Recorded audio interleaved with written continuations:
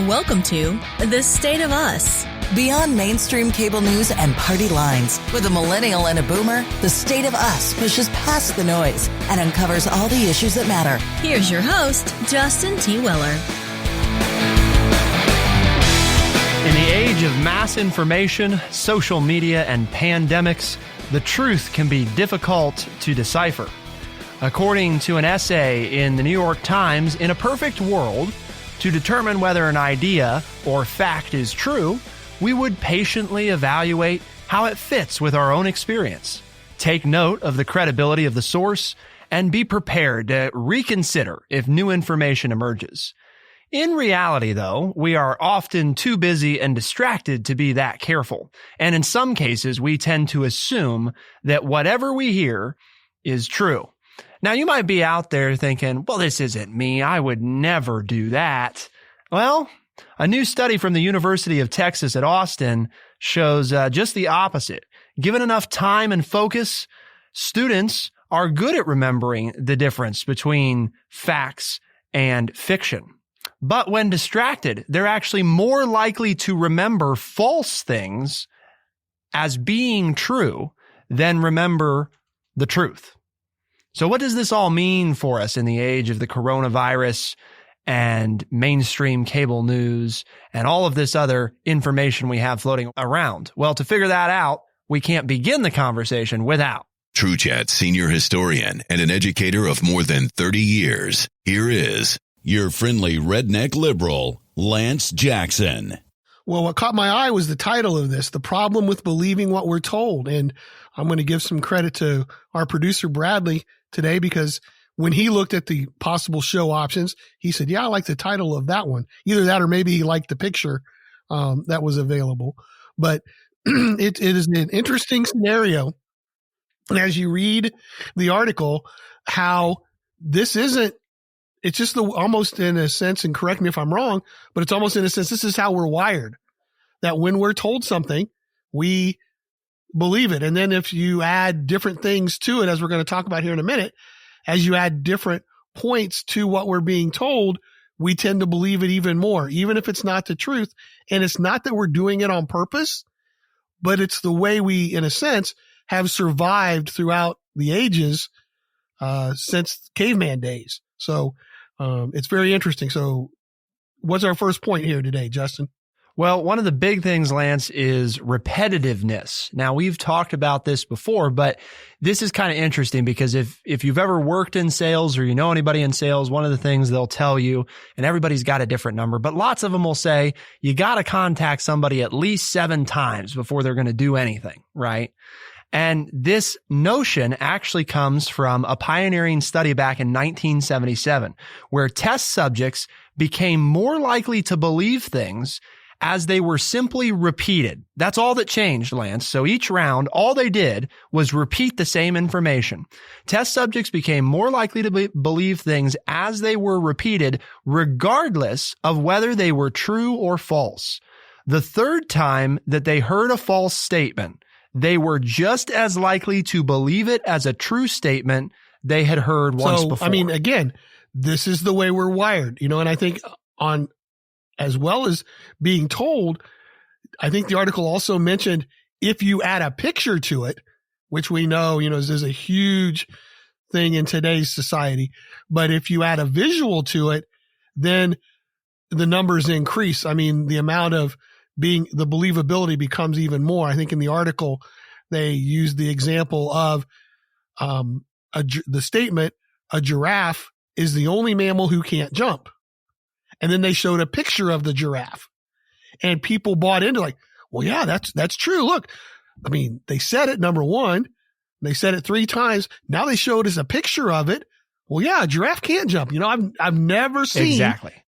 Not only is it the number of times you say it and what you say, but then also adding a picture to it makes it even more believable to the human mind. That's right. And in a second here, we're actually going to learn about the biological side of this. Why is this the case at all? But here's the last bit. So there's these kind of 3 components: repetitiveness, pictures, right, or some kind of graphic element, and then A different study in 2017 by the National Academy of Sciences found that the presence of moral and emotional words, things like hate, destroy, or blame, acted like an accelerant, increasing the chance that a message would spread by about 20% for each additional emotional word.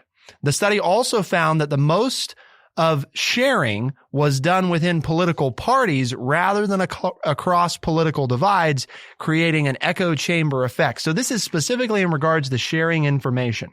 If we include things, whether this is in a newscast, social media post, if we include words like hate, destroy, or blame, the likelihood for every one of those words you include, the likelihood that the message is going to be spread increases by 20%. So if I put all three of those in there, Lance, I get a 60% chance increase of it being spread. But why are we spreading it? Well, because we think it's true, right? We're not going to spread things that we think are false. So that just plays into the way we're wired in that, well, I believe this. And then you throw those things in, well, I'm even more likely to believe it. So then I'm going to be more likely to share it. And so here's just reinforcing that point. When you think about fake news, one of the things is that it tends to avoid nuance. It makes very declarative, definitive statements, and it uses very emotional and moralizing language. So a team at MIT, Lance, they looked at 126,000 tweets of news stories over the last 11 years. And what they found is that fake news stories were 70% more likely to be retweeted than true news stories. Real news took about 6 times as long to reach a benchmark audience of 1,500 people. Well, I think we have to be real careful here because I don't like that term that the article uses because unfortunately we think of fake news now as something that our president uses about things that are said about him, but that's not what this study meant by fake news. So I don't know if you want to, talk about that for a second, but I don't want people thinking, oh, fake news like President Trump. Again, there's that truism. You hear it. And so you start to believe it. When they're talking about fake news, that's not what they're talking about. Right. So the key here in understanding this is that what they're talking about is news stories that contained false information that was clearly wrong or clearly, exaggerating a situation well beyond a reasonable amount. So that was about fact checkers. Would that be a better way? Yes. Yeah. It would be things that fact checkers took a look at and said there's no factual basis for what's being said, or what's being said is directly counter to like if I said the world is flat, to be the truth. I mean, that would be fake news, not what the Democrats or the Republicans or what conservative news outlets or liberal news outlets. We're not talking about that definition of fake news, but but of something that is just we all generally agree is not true. So where this all comes from, Lance, is our built-in instincts. Before people had developed language, we formed beliefs mainly about the things that we experienced in the world through our own senses, right? Using that taste, sight, sound. So if an ancestor of ours saw a tree, there wasn't much reason for them to question the tree's existence. The tree is there, the tree exists. And we tend to treat language as an extension of our senses. But in reality, language is not one of our senses, and it's much more open to manipulation than sight, sound, etc. So when you think about that vivid language, right? Things like hate and blame, things like incorporating a picture, those are all, and things like being repetitive, right? If we've seen 10 trees, we are accepting that trees are real. Why? We've seen them, right? And we've seen them more than once. So we use language because we feel that, well, we're hearing the language, so the language has a certain real element to it already. And then if you combine the repetition and the vivid language with this, now you're playing off of all of those things that we've used through our, evolutionary development to make us believe that what we are seeing, right, and what we are hearing and reading, that all of that is actually the truth, even if we knew that it was false before we saw it. If we see it enough times, the data shows that even we start to believe it. Right. Yep. That's what it comes down to, the repetition and the sight. And that's part of why I think when Lance and I talk about the power of the media, it's so important to understand, because if they keep putting up the same thing that's not right or, maybe is questionable, you are increasing the chances that you're going to change people's minds to believe something that's not true. The good thing here, though, because it sounds like we're kind of painting a bleak picture here. The good thing is there's a way to deal with this, right? I mean, later in the show, we're going to talk about the study also shows what stops us from doing this. So like any good problem, there is a solution here. There is something we can all do, and a very simple solution we can take that will stop us from doing this, and that will break that habit of, if we hear it enough or see it or use language, we can break it. I'm not going to tell you what it is. You got to stay tuned, but there is a way that we can deal with this. Yeah. So we're going to talk next in the next segment about some real world examples of this, because we've talked about it kind of abstract and people are thinking, I'm not prone to this, right? I've never been conned into anything like this.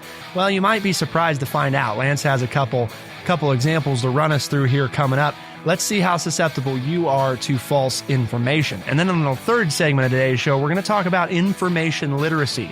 Solving this problem is really not all that hard, believe it or not. But to find out how we solve it, you'll have to keep it here on The State of Us. And we'll be right back.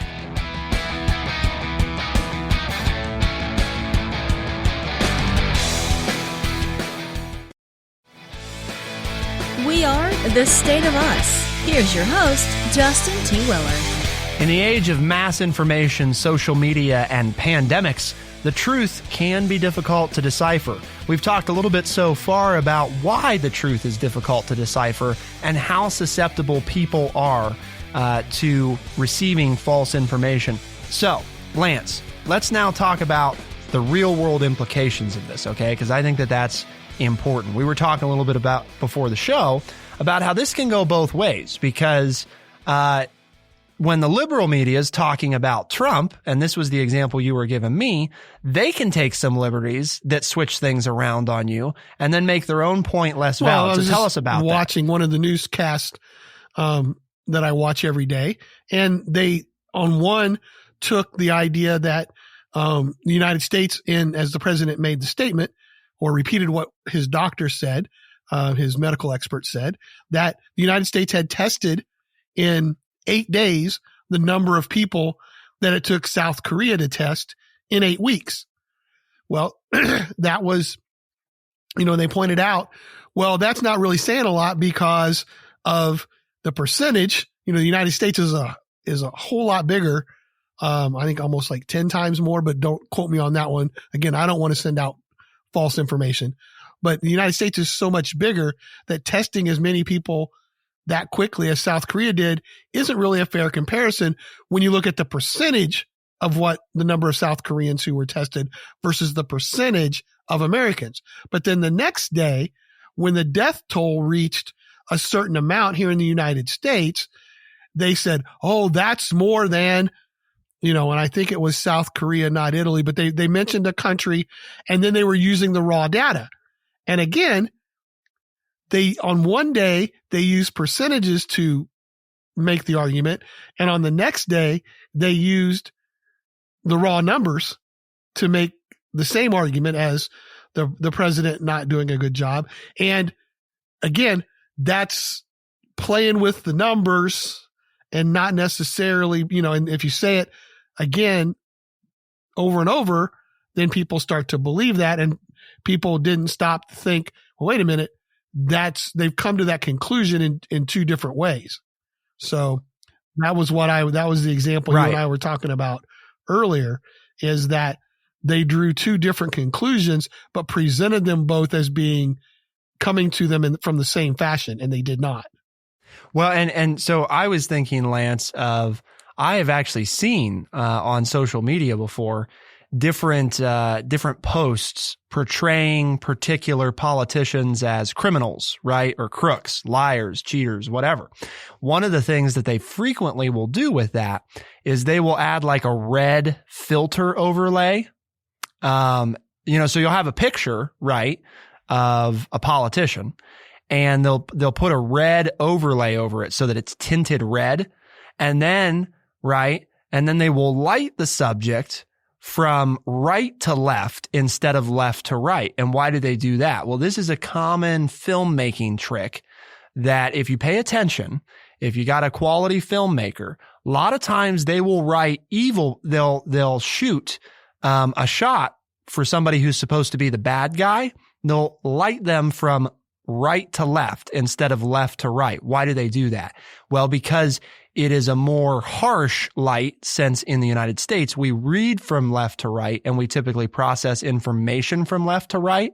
They will light them the opposite of that so that it's harsher and it looks, more dramatic. And so they do all these tricks, right, where we've just taken a photo, but we've added some real simple effects, and then we flash a statement, right? And now we're playing off of all of those same things we talked about in the first segment. We're repeating something. We're giving you a picture. All of right. That. Yep. Regardless of whether or not it's true. I mean, it could be true, right? Who they're talking about. Maybe they are a liar or a cheater or whatever, but they do it a lot of times for people who aren't. And it's very effective. And that's what we talked about before with things like Twitter posts, right, are 20% more likely to be reshared if we include words or images in them that are vivid or that, elicit some kind of emotional response. That is true. Right. But, I don't want to leave the other side out, because President Trump does this on a daily basis. He will use that repetitive language and use vivid and emotional words to convince his audience of believing what he's saying, even then, regardless of whether it's true or not. He'll say, well, this is, so-and-so is a great person. I mean, so-and-so is a wonderful person. And he's talking about the same person. Joe Schmo is a great person. Well, Joe Schmo he's a very, very great person who's a friend of mine. Joe Schmo does great work for our government. Well, then all of a sudden, whether all that's true or not, he's used repetitive language. He's used vivid and emotional words. And then the followers of the president, those people that believe him, well, he's played on all of those things that we learned about in the first segment of the show. He's led them to believe that. So if he says, there is fake news out there, and one of his famous ones is, I grew up in New York, but we don't even have the New York Times in the White House anymore because you can't believe the New York Times. The New York Times is nothing but fake news. Well, then if you don't do what we're going to show you need to do in the third segment, you believe that, whether it's true or not. We're not getting into whether it's true or not, but he has used repetitive language. He's used vivid and emotional words. And every once in a while, he'll even hold up a copy of the paper. And so then he provided the picture. Sure. So he is playing with those inherent human things that will make us believe something, whether it's true or not. So both sides are guilty of this. And there is a way where we can stop that and try to figure out for ourselves what really is true then. Because I don't want us to, everybody's out there saying, well, then what do we believe? And how do we figure it out? Well, there is a way. Yes. And I think to your point on that, it's important to understand these tactics come from, especially in, I think, Trump's case, these are common sales tactics, okay, that are employed and people are trained to use, to convince people of something. So this is the other point that I thought was important when Lance and I talked about this, that we make sure to mention. There are absolutely people who intentionally do this, right, in order to manipulate people. However, I think, and this is really important, that is not the majority of cases. Just like if I'm a salesperson, most salespeople are not terrible people. they are doing their job trying to convince you that what they have to offer is the right choice. And that's not all that different than when politicians and the media implement this. They are using effective tactics to try to convince you of what they believe. The danger comes into if you're not being critical, then you're not going to be able to separate it when somebody's doing it maliciously or not. And when somebody is providing you false information, because they may not know they're providing you false information, right? I mean, that's the other side of this is there's an assumption here that all of it is willing. If I've been convinced of something false, right, but I believe it's true, now I go and convince Bradley and Lance that it's true, right? And now I didn't not willingly, because I wouldn't willingly try to convince Lance and Bradley of something that's wrong, right? But I did it not knowing that it was wrong because I wasn't critical when I first heard the information. And Lance, you told me about when you were teaching at one of the local universities, you had a pretty good example of a student who was doing this, right? He came in and it was one of the days when there was unfortunately a mass shooting, and he came in and he sat down and he goes, have you guys seen? And it was like, well, no, we've gone from class to class. What? He goes, well, I just saw a news story on my phone where 2,000 people were shot and killed in California. And I said, really? I said, I wasn't denying it. I'm like, I would really like to see that. And so the other 12 students got out their phones and we all looked up the article that he told us to look up. And it said that 20 people had been shot. He had, in his haste of reading or while he was bouncing along, walking across campus to read the story, he had read the wrong note. I mean, he had, added some zeros in there, but he was convinced it was true. And I didn't make fun of him. I said, wow, that's really bad that, 20, but it's not, 2,000. He goes, oh, no, it's not, but we had to stop and, look it up for ourselves to make sure whether or not it was true. I mean, he did have part of it right. There was a shooting, and people did die, and that made it not a good situation, but it wasn't, and he didn't do it on purpose. He was just trying to tell us, what was going on out in the world because we had been sitting in the classroom, getting ready to start class, so he was just trying to share information that he had read. There was no maliciousness on his part at all. We're going to get into now, I think, what do we do about all this? Because it's clear that it's easy for people to make these mistakes. I mean, I think we've all made them at different points. I know that, Lance and I have accidentally before said things on air that we found out later were not accurate, because that's what we thought we had known. And the other thing is there's this danger of, recency bias and also groupthink that happens, that if it sounds plausible, right, and we start talking about it with other people, we convince ourselves that it must be true because it could be true. And there's a big difference, obviously, between it might be true, right, or it has the possibility of being true. It's reasonable that this could be true, and it actually being true are very different. But from a mind standpoint, we very quickly tend to make that leap. And speaking of the truth, Lance, I think this is a perfect opportunity to tell people, what are we trying to do? We're on this network. True Chat produces a lot of different radio programs and podcasts, and The State of Us is just one of them. But the whole network that we're part of pursues a singular mission, a common goal. What is that we're trying to get done? Well, True Chat's mission is to educate people by providing honest, open, and respectful conversations.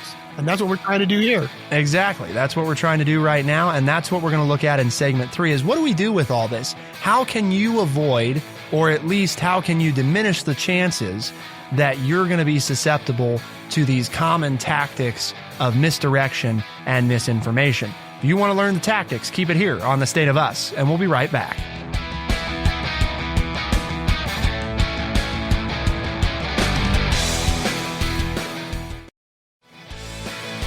We are The State of Us. Here's your host, Justin T. Weller. From President Trump to the liberal news media to Justin and Lance and everybody in between, we all have a tendency to deploy tactics that help us convince others of what we believe. That said, those tactics can unfortunately sometimes, and often inadvertently, be used to convince people of false information. This is not often, it's more often not deployed maliciously, but it can be deployed maliciously, and that's why it's all the more important that we know how to fight against it. What do we have to do to avoid being one of that simple group where if we just show people some false information 3 times, they're just as likely to take it as true as the truth itself? That's pretty scary. I don't know if that's set in for people, but when you think about that, if I just give people a list of statements and I tell it to them 3 times and I got true and false statements, you are just as likely to start believing the false statement as you are to believe the true one. And your point is, it's very scary because it's also a learning tool. I mean, leaders in house of worship and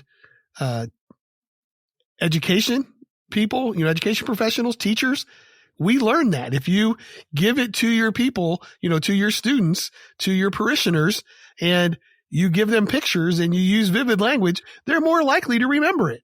So it is a learning tool as well. So it's not always bad, but the way to stop it and falling into the trap of believing things that aren't true is very simple.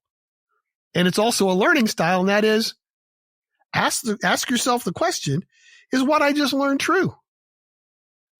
That simple statement, so just last and taking note, the time to stop and think about it diminished the number of false things that people, because once they stopped and thought about it, they're like, wait a minute, that's not true.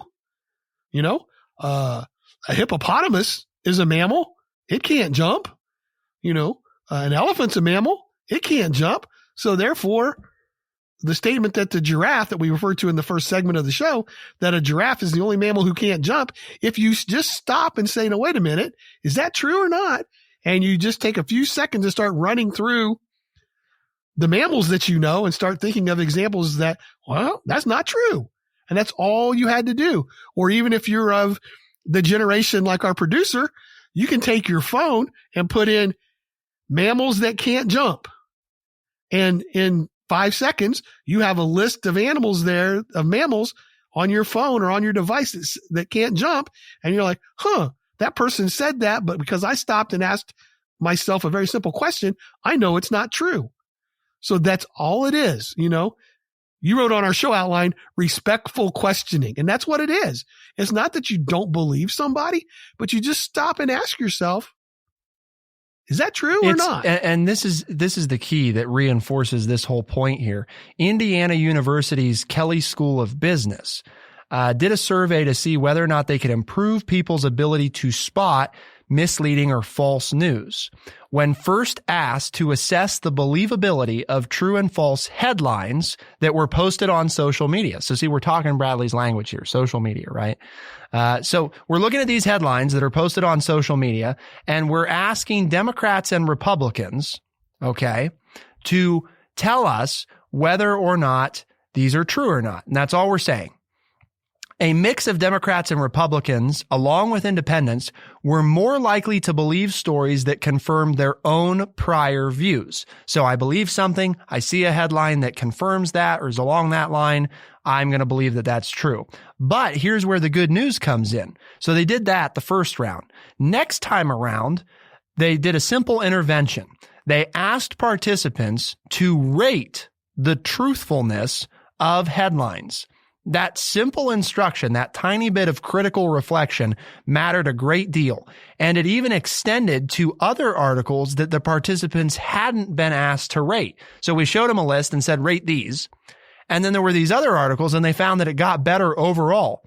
The results suggest that just asking yourself, is what I just learned true? That habit all by itself, which is what Lance was talking about, has an incredibly powerful effect. Similar research has also shown that just prompting people to consider why their beliefs might not be true leads them to think more accurately, which is the goal. It's not change your mind and say, well, you can't believe that anymore because it's, the reasons you believed it aren't true. It's no, be certain that you know why you believe something, and certainly don't base your belief off of false information. At the very least, get the accurate information reassess. And that's the key. You may not change your thinking, but if you just simply think about, well, why did I come to believe this in the first place? You're starting to think critically. And that, I think, is the big key. Not to put you on the spot, but before, other than mom and dad or family, where did you first hear that? Folks, there's a right answer to this question. And the right answer is in Lance Jackson's class. That's the right answer. Well, I don't know if it's true or not. I mean, that's the Sunday school answer, but but did I not use almost those same phrases word for word in class? Is that when I question you, I'm not questioning your belief system. I'm not questioning what you believe. I just want you to know why you believe it, and can you back it up with facts?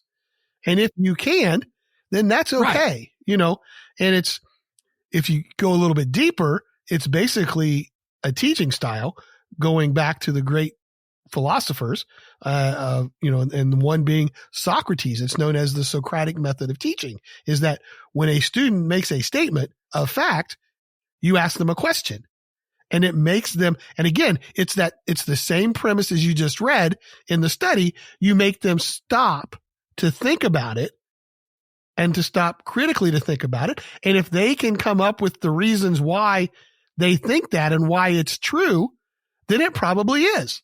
And there's nothing wrong with that. You're just validating what you think instead of just blindly believing something because you heard it from somebody else or you heard it 3 times. I mean, I used to tell my students, and you being one of them, I can tell you something, and if I tell you hard enough, you'll believe me. And every once in a while I'd do it, and you guys would write something down. I'm like, really? You guys believe that?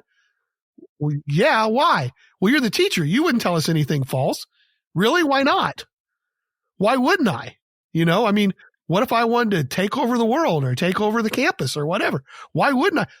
Oh, but you wouldn't do that because you're a teacher. You're in a position of leadership. We respect you. I said, all the more reason for me to do it. I said, just because I say it, you still need to question it and say, is this really true? Now, again, like you said, I wouldn't do it maliciously, and I wasn't doing it on purpose, but you need to question wherever you're getting your information. But the cool part to me is we've talked for 2 segments on how difficult this makes things, but it's really a simple solution. And we don't always get to come up with simple solutions. And today it's really simple. Just stop and ask yourself a question about what you just heard or what you just saw. There's a great, and there's a reason that this is all ever more important. Not only does digital media continue to change the way that we consume information, but there's new, what we call deep fakes out there. And these are, so, one way around this, right, is to say, well, if I just watch, right, a video of the horse, right, telling me this, if I'm getting it from the horse's mouth, then at least I know that that's what that person believes. Problem is that's even becoming more difficult because of what we call deep fakes. And these are videos and artificial intelligence technology that are able to manipulate, right, existing videos or take fragments of video to create totally new videos and totally new words in the voice of the person that they look like. So you could be watching a video of President Trump or President Obama, and it could look like it's them saying this. And you could be like, oh my God, I can't believe they just said that, and it was never them, and they never said it. And the reason that this is all the more important is because if we start this critical thinking, right, if we start to learn about this type of stuff, then we might say, when you see something like that, man, that does not sound like something they'd say, right? So you start to question, can I find this anywhere else? Or is there any other record of them saying this? And because then you start to think about, I don't think so. I think that this has got to be, phony because there's no other indication that they've ever believed this or said this anywhere. And I can't find this video anywhere else. So it's got to be fake. But if you're not thinking critically, you're just scrolling through, you're likely to pick that up too. Social media carries inherent risks with it, particularly in regards to information we talked before about. And I just want to reiterate that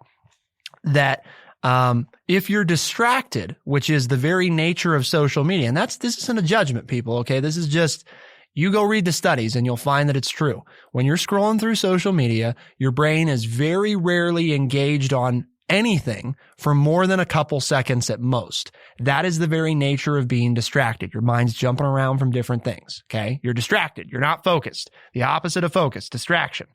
So you're distracted.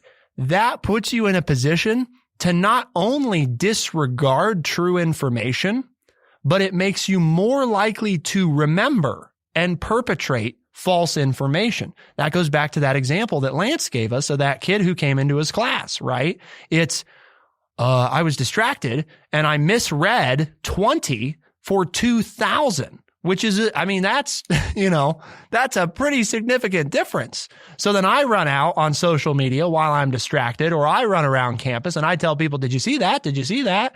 Right? And chances are those people are reading it while they're distracted. And all of a sudden, this is how these big, big stories that are totally false, these rumors, get out there. And that's why it's so important that one of the reasons that I struggle with news coming primarily from social media. I'm not opposed to you finding news there, but don't you dare share that damn thing if you haven't clicked on that article and read it.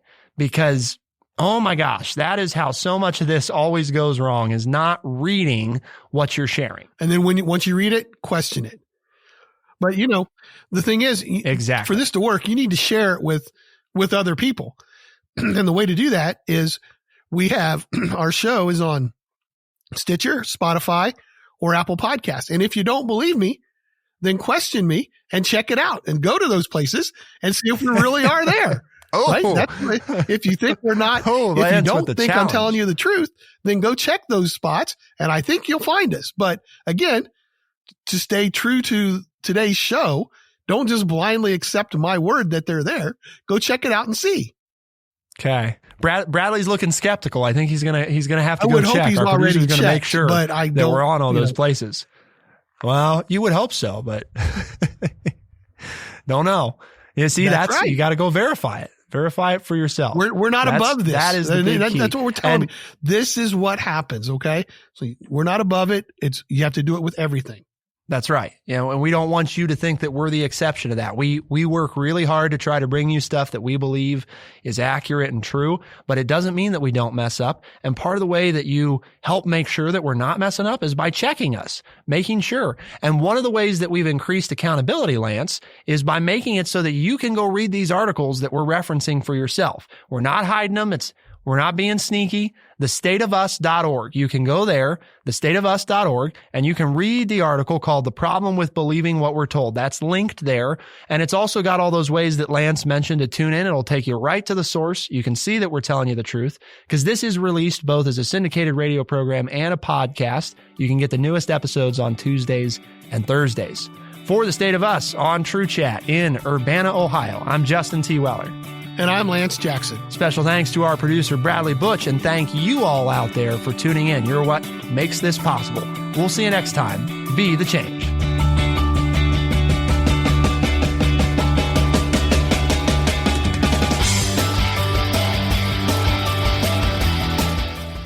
Be sure to check out our website, thestateofus.org, for books, articles, and all the ways to tune in. Thestateofus.org.